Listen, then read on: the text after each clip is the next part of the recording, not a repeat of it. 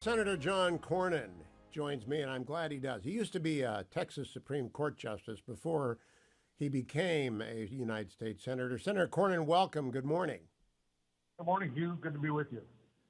Given your legal background, what was your reaction to the verdict in New York last week? Well, I would distinguish between the job that the jury was asked to do, which is simply to answer the questions that the judge asked of them. So I have no criticism for the jury per se, but the judge, I thought, committed multiple reversible errors by suggesting that some uncharged crime could serve as a predicate for a felony that otherwise would be barred by the statute of limitations. Those would be misdemeanors.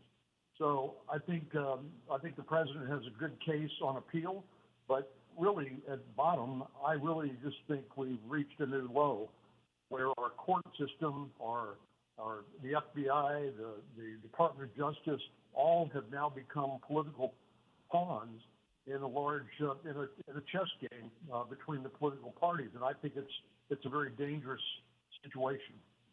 Now, Senator Cornyn, you're the only person I can ask this of because I think you're the only judges in the Senate, former justice in the Senate. And I don't know what Texas law is. In California, judges can't contribute to political campaigns. In fact, they can't do it in New York either. It's black letter law. Merchan violated that. Given that he violated that to contribute to the Biden campaign twice to anti-Trump committees, small donation, symbolic donation, should he have sat on this case? No, he should not. And that alone could be the basis for reversal of the case, of the decision in New York. But there are multiple points on appeal that I think are that the president has a very good shot at. But again, Hugh, I think beyond the details of this particular case, to me, I think we reached a very dangerous situation. There used to be institutions in America which people viewed as impartial and neutral when it came to our political contest, but now they've become players in the game, and I think that's very dangerous. People losing confidence in our most basic and important institutions. Now, Senator Cornyn, I'd like you to reach back into your Justice Cornyn days. You must have had a lot of criminal appeals come up to you.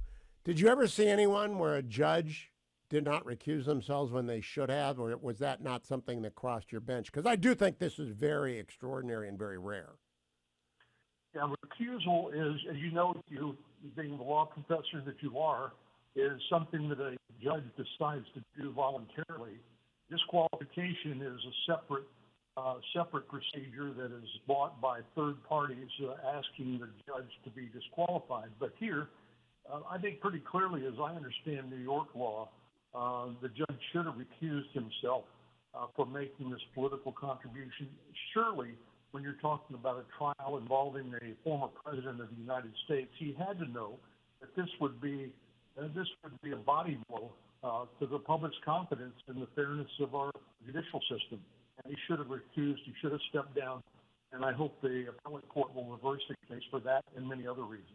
I want to note for people, one appeals court on an interlocutory said it wasn't disqualifying, but that decision isn't published anywhere, and it's apparently mixed up with other rulings. I can't find it.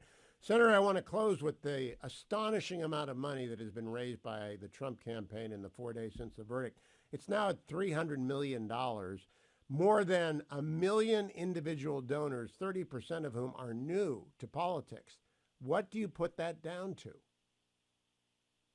I think there's outrage over the corruption of our justice system and the political prosecutions of somebody who was the nominee of a major political party for president of the United States in an election that's going to be held less than 6 months from now.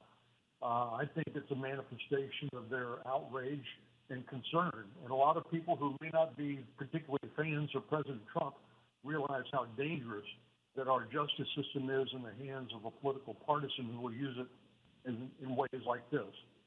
I have a column on Fox News, a cumulative outrage, but I think it's bigger than just the verdicts. I think it goes back all the way to the non-prosecution of Secretary Clinton for the server, all the way up to the Robert Hur special counsel report, two standards of justice. It really does look like there are two standards of justice now, Senator. You're on judiciary. Does that worry you? Absolutely, absolutely, and I agree with you.